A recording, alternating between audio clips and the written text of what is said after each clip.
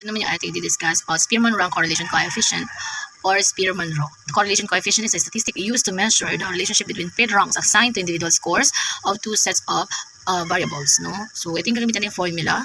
Okay? R is equal to S minus 6 summation of D squared over N open close parenthesis, n squared minus 1. So, ito mga 1, 6, and also itong 1 na uli na to is constant po yan. Given na po yan. So, R is for the Spearman-Rho, D squared or summation of D squared is sum of the squared difference between ranks and the number of cases. So, ito example number 1 natin for descriptive research. To illustrate formula, suppose the fourth-year secondary students wants to find out the rank relationship between the capital and profit of boneless bangus as their income-generating projects. For illustration purposes, consider the computation of Spearman-Rho between the capital, so yung pinaka-x natin, and profit for y variables, no, on bonus bangus as shown in the table. Okay, ito na yung table natin, operation 1 to 10, okay, kung saan nagkaroon sila ng capital of 1,000 for operation number 2. Okay, we have the 1,500, 900, 1,800, 150 hanggang sa operation number 10 na nagkaroon sila ng capital of 950, no? And each operation po, nagkaroon sila ng profit na, okay, sa number 1 natin, 500, no? Sa capital na 1,500, nagkaroon sila ng 550. Okay, and hanggang po makating po sa capital or operation number 10 natin, na capital na 950 at kumita yan ng 400. Okay, so gawin natin ganito, no? Kung madali sa inyong mag-rank na meron na dito, hanapin nyo yung pinakamataas, that will be your number 1.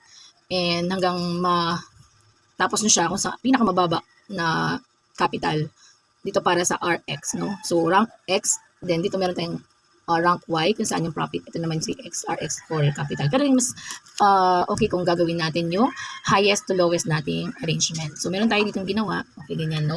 Kung saan, nirank natin from highest to lowest yung capital. Nirank din natin from highest to lowest si profit. Okay, so, since sabi ko kanina yung pinakamataas natin sa capital is 2,000, 1,900 hanggang 800 yung pinakamababa namang capital. So, rank lang natin yan. Temporary rank natin is 1 to 10, no? Pero pagdating po niyan dito kay RX, okay, so, meron tayong number 1 sa si 2,000, the number 2 natin is si 1,900. Since parehas time may 1,500 na capital at parehas silang nasa 3 or 4 ranks, gawin natin is add natin si 3 plus 4 is 7 divided by 2, meron tayong 3.5. So, ang rank ni 1,5 parehas 3.5. Okay?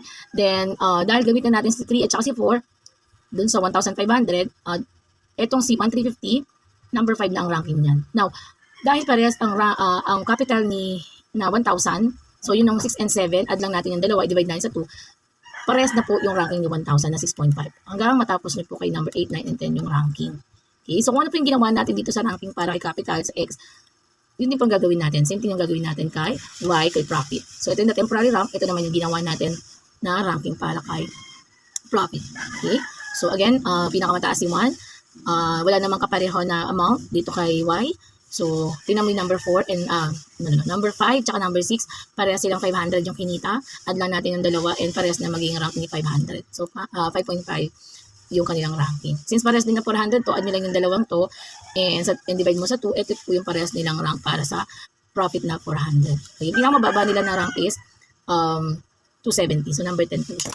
So, pagdating natin dyan, since nakuha natin yung ranking na yan, hanapin natin ilalapat lang natin siya dito. So, dito hindi siya ganyan, no? Naka-shuffle din siya kasi ito naman talaga yung tamang number or tamang arrangement ng kanilang operation. So, kung ano yung naging rank doon sa naging highest to lowest natin, ito po ang ilalagay natin dito.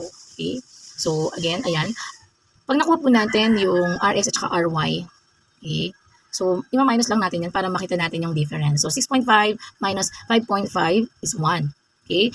3.5 minus 4. So, andyan po yung ating 0.5. Okay, multiply lang natin ng dalawang beses yan. Makuha natin yung difference or D squared nila na kailangan natin dun sa formula na na-mention na natin kanina. Okay? So, ayan. Kompleto na yung ating data hanggang number 10. Si D squared, kukuha natin yung summation niya. So, ang total po ng summation D squared natin is 3.